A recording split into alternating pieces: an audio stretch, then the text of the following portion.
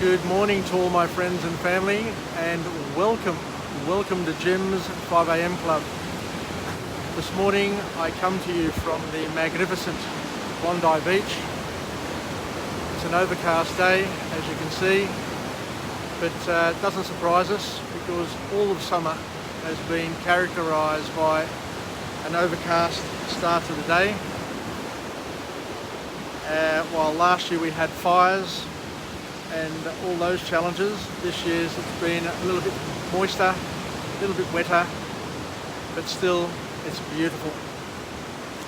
Anyway, let's go on a walk and talk, and I'll just come over here so I can get a better view of Bondi icebergs. I'll be going down there shortly to do my morning swim, but you can just imagine how beautiful it is doing lap upon lap in that pool, and then reaching across as you're taking a breath and seeing the sunrise just coming up there over the Tasman Sea on our beautiful east coast here in Sydney. Anyway, what I think I'll do today is I'll take you through a book summary, and the book summary today is entitled The Storytelling Edge. The Storytelling Edge, and it's by an author named Shane Snow. And basically the book is about marketing, and I guess the focus is on product and on selling and on advertising. And the author basically suggests that if you want people to buy your product, you need to get them to care about your story. So it's all about having a story, and it's all about delivering that story in order to get engagement. So the author encourages us to consider creating great narratives to persuade people to change, make ideas catch on, and build up platforms for great leadership. So it's all about the story. It's all about building a narrative to enable people to connect with you and to want to follow you and to be part of your excitement. But the author also goes on to say that storytelling is not a gift, and it's something that can be learned. So let's just spend a bit of time digging into this. We'll do a deep dive on storytelling and find out how we can all become better storytellers. And the first point that the author talks about is that stories have the power to make ideas stick in people's minds and to influence people's lives. And what the author does is he takes it to a deeper level, and he takes it to a level in terms of how the mind works, and the science behind storytelling and why it's effective. And the author then suggests that, and he uses this fairly cliche sort of thing, that neurons that fire together wire together. I'll say that again.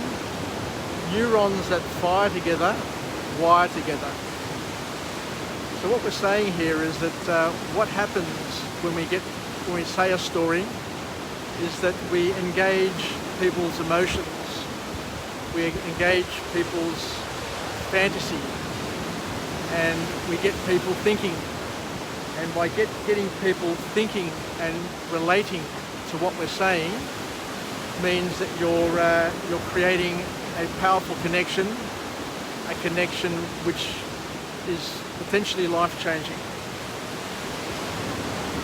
So the author says that the more the number of parts of our brain that we can engage at the same time with our narrative, it increases, so the chance of remembering also increases.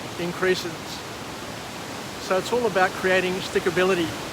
So if you're able to get multiple parts of the brain firing at once, then what the author is suggesting here is that you're increasing the chances of it being memorable.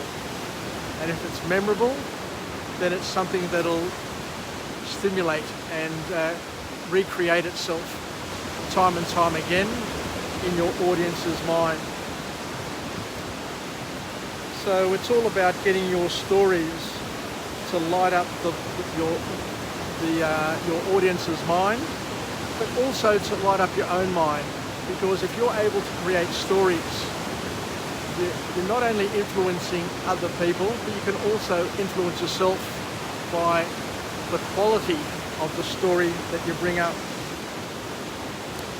Because we all are a function, we all are a product of the stories that recur in our heads over and over again. And as we alluded to before, those stories could be good stories, or they could be disempowering, crappy stories.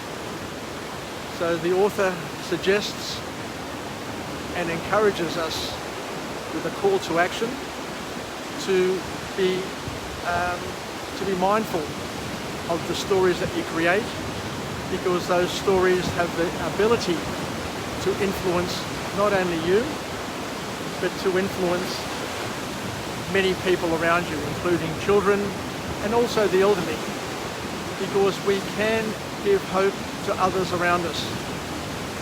We can give them hope just as they can give us hope. So the other thing about storytelling, and this is an interesting point and something worth noting, is that it's important to be fluent with the storytelling technique, because fluency is something that people appreciate, and to steer clear of complexity. So once again, let's just hit on that point. It's important to balance your fluency and to keep your message simple, because if you're not fluent, if you're staccato in your presentation technique and your message is complex, then you're going to lose your audience. So from a narrative perspective, fluency and simplicity trump complexity with staccato method. So you need to be clear and fluent is the basic message in your storytelling technique. And you need to get to the point quickly. And it's something that I need to work on, I understand, but we're all growing and developing, and doing things off the cuff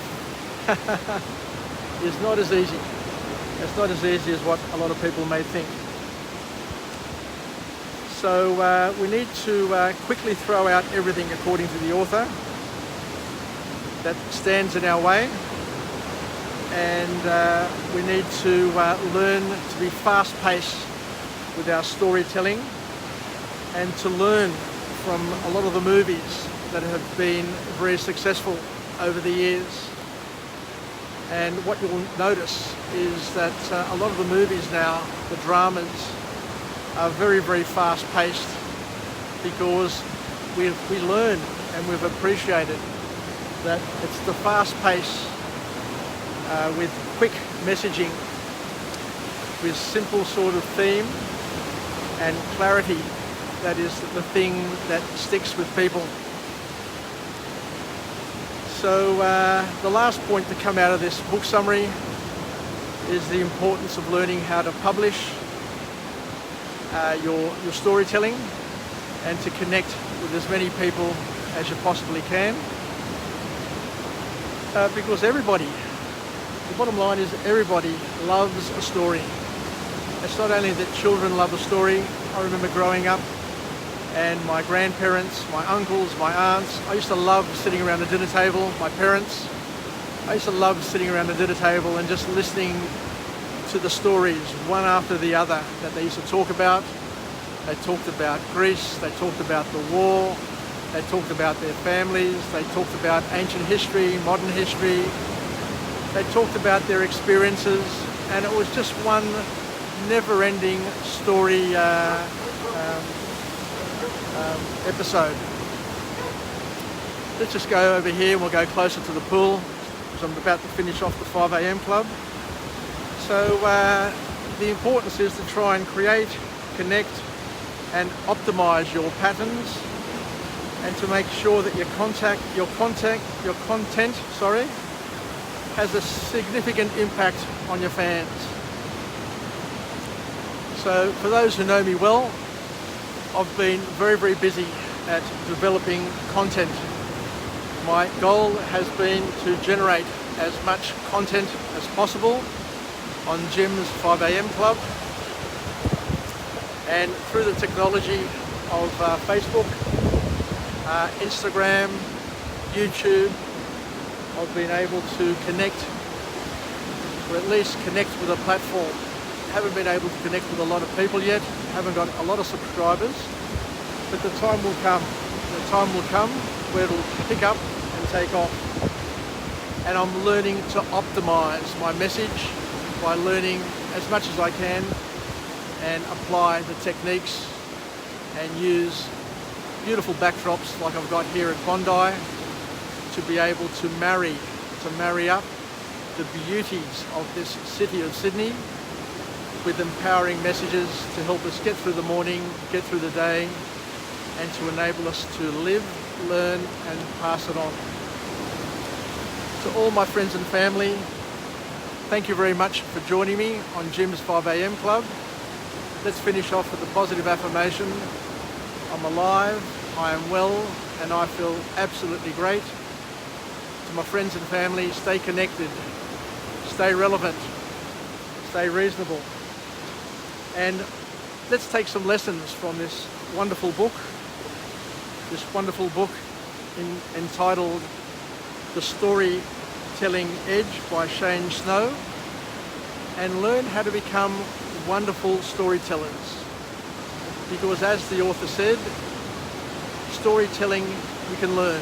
It's a technique, it's a passion, and we all have wonderful narratives that we can share with lots of people, because you just never know.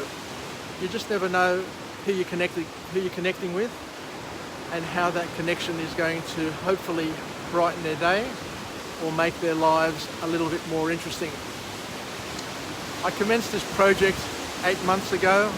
I was inspired by a friend of mine to do this, and looking back, it's been something that I absolutely love and enjoy. It keeps me up late at night. I take notes, I read lots of book summaries should I say, and I just can't wait to get up in the morning, to get through the day and to deliver as many of these 5 a.m. clubs as I possibly can.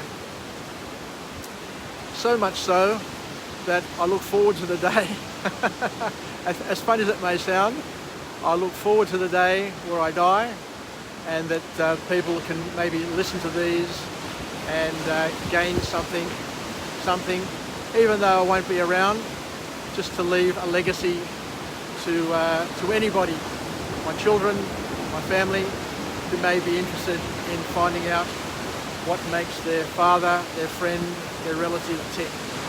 Anyway, take care everybody, Yassas, and I'm signing off. I'm heading down to that pool to do my 40 laps and to enjoy my Sunday morning, even though it's overcast. Yassas, Pilakia from Jim's 5 a.m. Club, and we'll chat again. Take care and bye for now.